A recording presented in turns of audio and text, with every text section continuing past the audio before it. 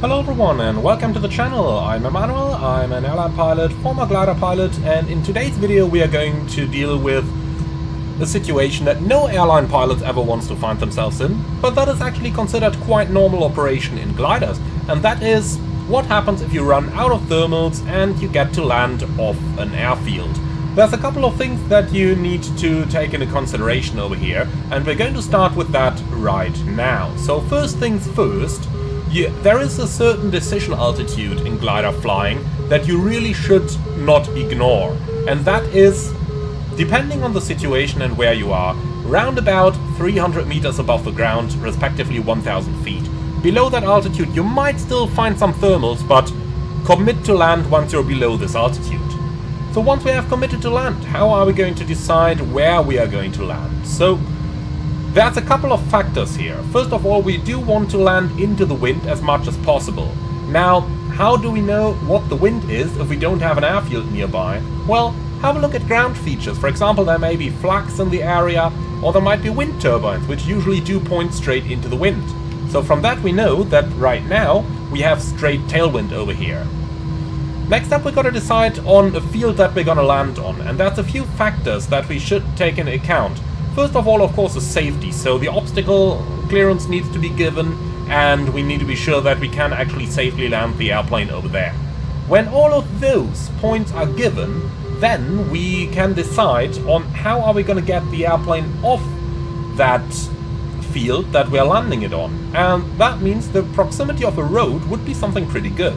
We actually have a highway down here, which does not really help us, but over here is a normal road, so that means over there we will have access with the trailer of the airplane to get the plane off the ground again. Last but not least, we need to decide on a field where we're going to land on, and the best suitable fields are those that are brown from the top. So for example, we have that one over here, or we have that one over here.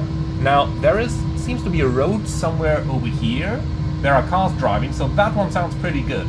And that is straight into the wind, as you can see over here. Now, the reason why those brown fields are the best ones available is because they have been worked on by humans. If you've got something green like here, you never know if there may be any obstacles in there, like fences or like ditches and stuff like that. So something long and straight like that one over here is just about perfect for our case.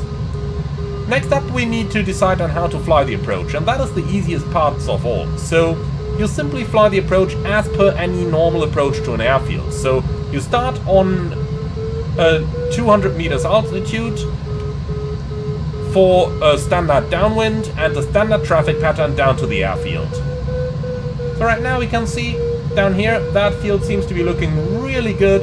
There is a road nearby, there's even a couple of farms, which, you know, in case you don't have mobile phone reception, are a pretty good place to go to in order to call someone to get you off that field.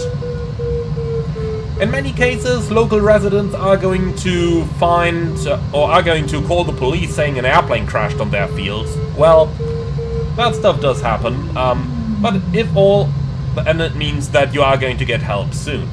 Alright, so we've decided on our landing field. It's the one right down there. Now let's get ourselves into a position to do the landing.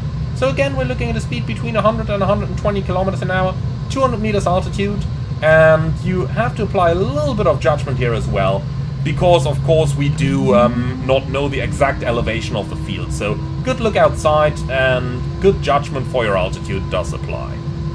Okay, entering the downwind. Make sure to keep the speed up high. And then we can start our base turn over here.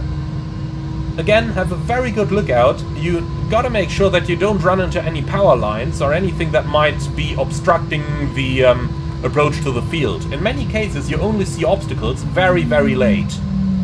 Especially power lines. Okay, so right on base, I'm using half spoilers right now. And then we can start our final turn. Make sure we keep sufficient distance from the trees. So spoilers back in. We don't know what the surface condition is exactly, so be prepared for the airplane to topple over as you touch down. Make sure that your seatbelts are strapped in nicely. Okay then. Full spoilers, let's get it down. Flare. And decrab. Touchdown!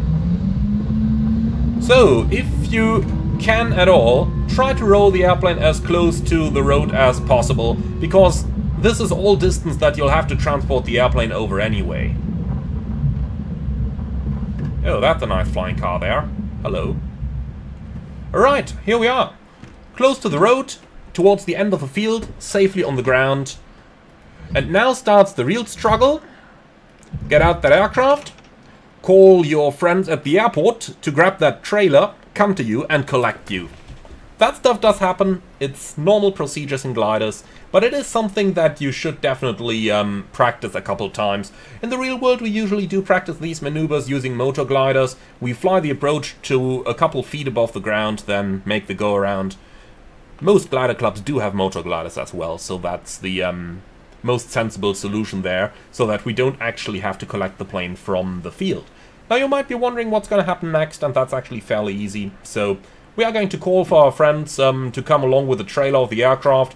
They're going to park it somewhere over here on that road, and then we are going to detach the wings and the stabilizer from the airplane.